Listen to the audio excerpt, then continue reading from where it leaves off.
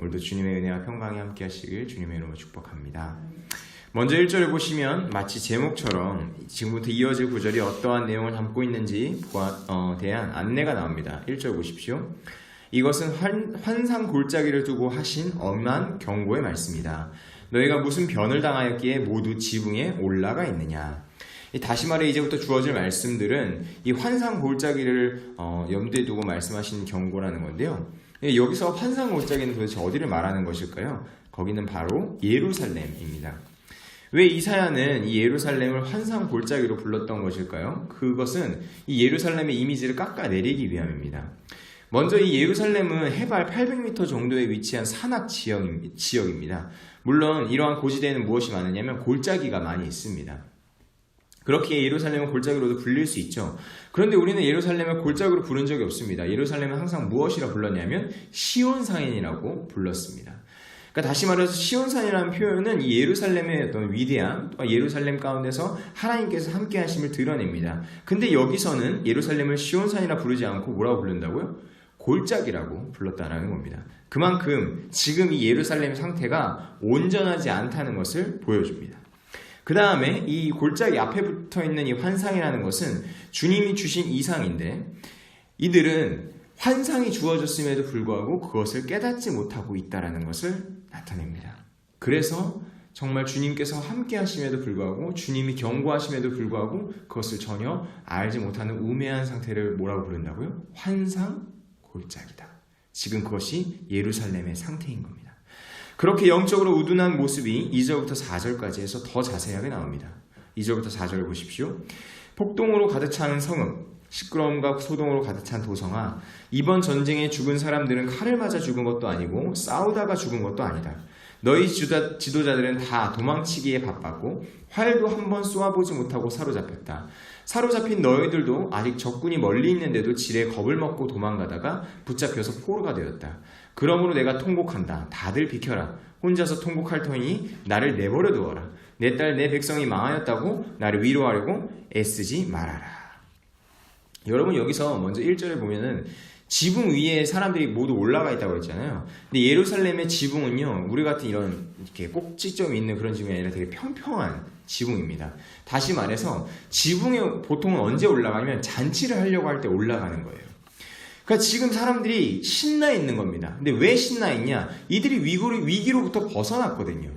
전쟁의 위기로부터 이들이 벗어났습니다. 근데 이 위기로부터 벗어난 것은 자신들의 힘으로서 이루어낸 것이 아니라는 것을 지금 이사야 선지자는 말하고 있는 겁니다.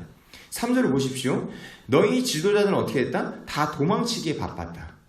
활도 한 번 쏘아보지 못하고 사로잡혔다. 그리고 사로잡힌 너희들도 아직 적군이 멀리 있는데도 지레 겁을 먹고 도망가다가 붙잡혀서 포로가 되었다. 그러니까 다시 말해서 이들은 자신들의 힘으로써 이 전쟁의 위기에서 벗어난 것이 아니라 누가 벗어나게 해주신 것입니까? 하나님께서 벗어나게 해주신 것입니다. 그런데 이들은 위기에서 벗어났다고 하여서 마치 자신들의 힘으로 이것을 이뤄낸 것 마냥 자축하고 있었던 것입니다. 다시 말해 이들이 위기에서 벗어났을 때는 그 위기에서 벗어나게 하신 분을 기억해야만 했습니다. 그리고 그분께 겸손하며 또한 감사해야 했습니다. 그런데 예루살렘은 그러지 못한 겁니다. 아무 생각 없이 자신에게 주어진 구원을 마치 로또 맞은 것처럼 그저 광적으로 기뻐했을 뿐입니다. 그런데 이사야 선지자는 오히려 반대로 슬퍼하고 통곡합니다. 4절을 보십시오. 그러므로 내가 통곡한다. 다들 비켜라. 혼자서 통곡할 터이니 나를 내버려 두어라. 내 딸 내 백성이 망하였다고 나를 위로하려고 애쓰지 말아라. 우리는 일전에 이 이사야 선지자가 하나님의 명령을 받아서 3년 동안 벌거벗고 다닌 것을 기억하실 것입니다. 근데 그 이사야 선지자가 벌거벗고 다닌 이유가 무엇입니까? 예루살렘의 상태가 그러하다라는 겁니다. 그러니까 다시 말해서 이사야 선지자의 모습은 그 이스라엘 백성들의 모습을 그대로 투영해서 보여주는 것인데요. 지금 여기서 말하는 이 이사야의 통곡은 무엇이냐? 우리도 그러해야 한다는 거예요. 그걸 보여주는 것입니다.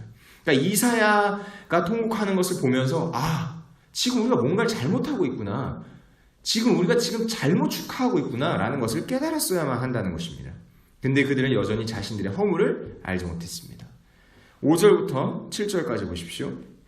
주 만군의 하나님께서 친히 환상 골짜기에 혼란과 학대와 소란을 일으키는 날에 이르게 하셨다.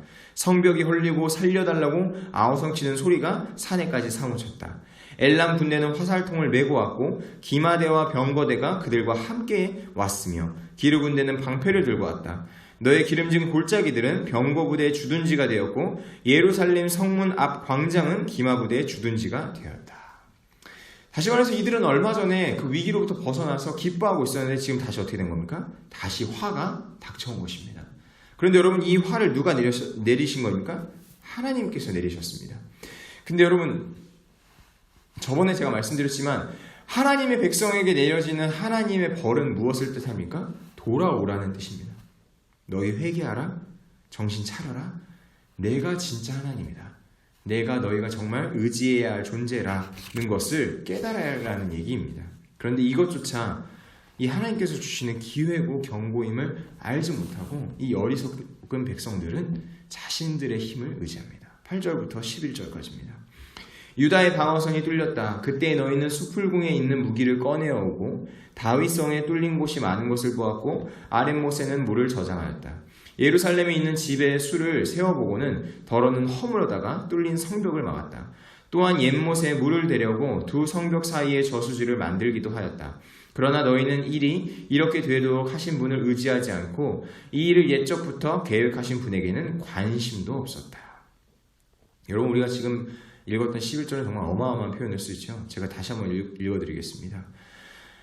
그러나 너희는 일이 이렇게 되도록 하신 분을 의지하지 않고 이 일을 옛적부터 계획하신 분에게는 관심도 없었다.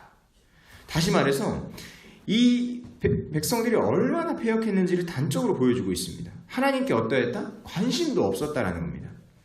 어떻게 이 정도로 하나님을 거역하고 무시할 수 있었습니까? 주님께서는 분명히 이들에게 기회를 주셨습니다.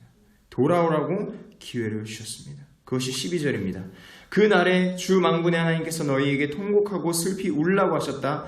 머리털을 밀고 상복을 몸에 두르라고 하셨다.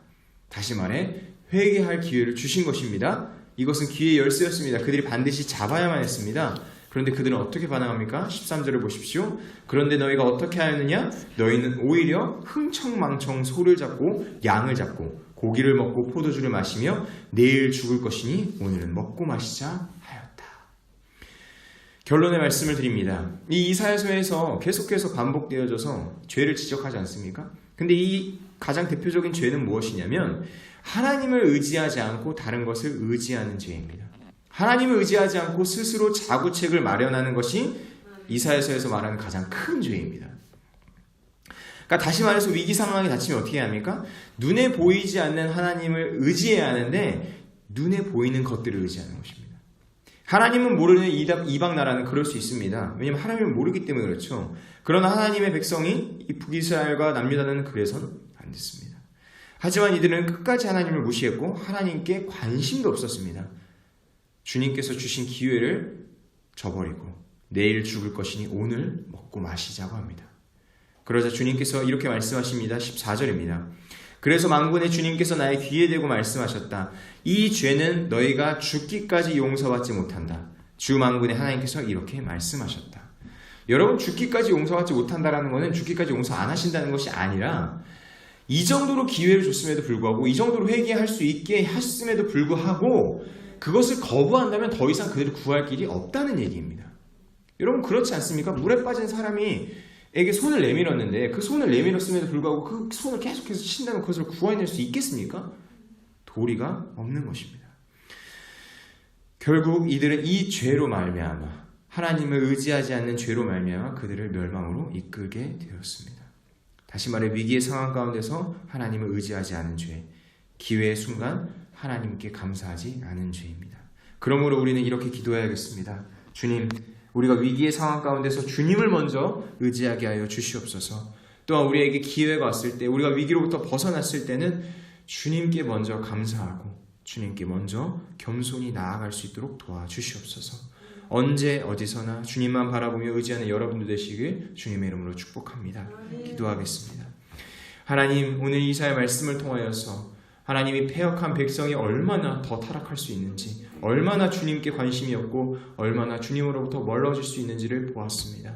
하나님, 이러한 모습을 우리가 반추하고 하나님 우리에게 경고하시는 메시지로 들어서 하나님, 우리는 주님을 의지하고 주님을 바라보고 주님과 함께 동행할 수 있도록 인도하여 주시옵소서. 그래야 승리의 날에 이것이 우리에게서로부터 왔다가 아니라 이 모든 것이 주님으로 왔음을 기억하고 주님께 모든 영광 돌려드리는 성도 되게 하여 주시옵소서.